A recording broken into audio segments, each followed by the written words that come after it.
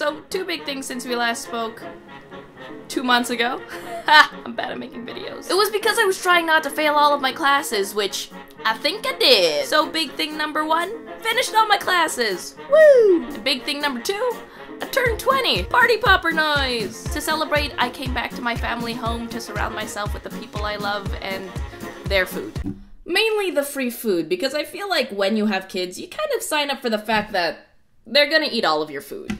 And while I was scrounging around, I came across my old business cards. And I got these things with express delivery because I forgot to make them for an event. And then when the event came around, I forgot to bring them, and subsequently, never used them. There are so many. Their dictionary definition of me would have been all well and good because it goes nerdy and quirky. 1, a sometimes funny YouTuber. Still holds. 2, a regrettable username. Still holds. 3, a Canadian teenager. I'm 20, y'all. Not 20. I am officially old.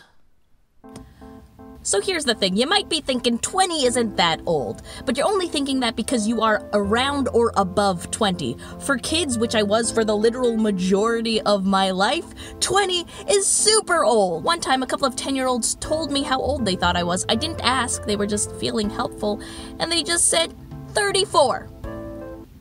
34! But I'm out here trying to age gracefully. You're not gonna catch me when I'm actually 34 trying to relate to the youth. So I decided to throw a funeral for my teenage self. And for that, I need a few things. Some plants, a glass bowl, some rocks, some dirt, air dry clay, and some friends. So I was gonna make a Facebook event for my funeral, but the power's out. So that's not gonna work. So I guess I'm gonna go the old-fashioned way and call people?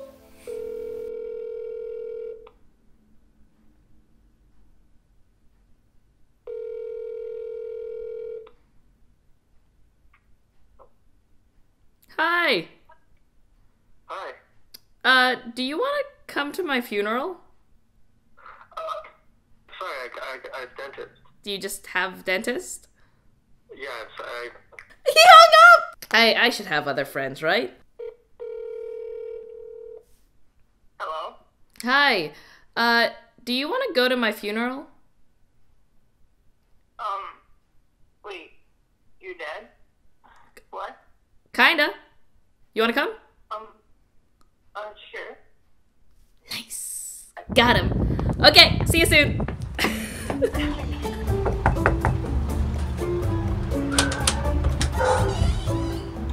dead.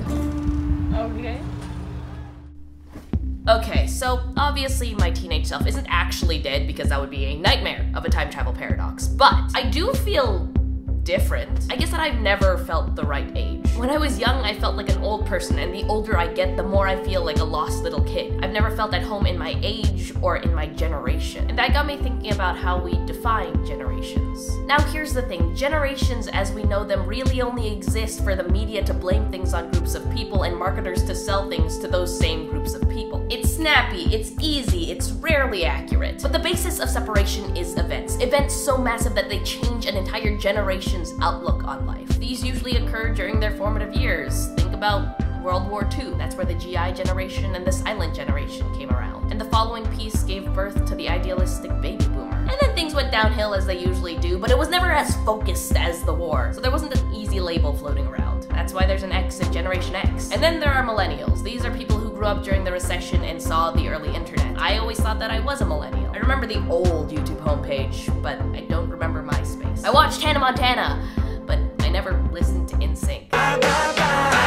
So if I'm not a millennial, I have to be the next group, right? I have to be Generation Z. But I'm not that either! These are people who grew up with Wi-Fi enabled tablets in their hand. I got my first phone in the 9th grade and it didn't have apps. I don't know where I am. And when I was growing up, not having a label really bothered me. Look at my username, NerdyAndQuirky. But now that I'm 20 and I'm leaving my formative years behind, I don't know, it doesn't bother me as much. I've kind of accepted the fact that the world isn't made out of black and whites with a few gray exceptions. Instead, it's made entirely of gray, of maybes and uncertainties, and I'm always just one step away from just having a full-blown existential crisis. And that's okay, I guess, because I'm not a kid anymore, but I'm not an adult. I pay for my internet, but I don't pay for my Netflix subscription. And I guess that's my eulogy for my teenage self. A goodbye. goodbye to a label, a goodbye to wanting labels, and a welcoming of confusion.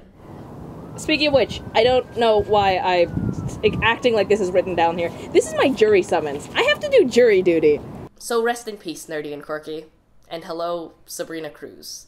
That's me. Hi, nice to meet ya. I feel like we've met before. Yeah, so just like me, this channel might change a bit. You might have been able to tell with this video. But if you're still a little bit nerdy and or a little bit quirky, I'm sure that we'll still get along.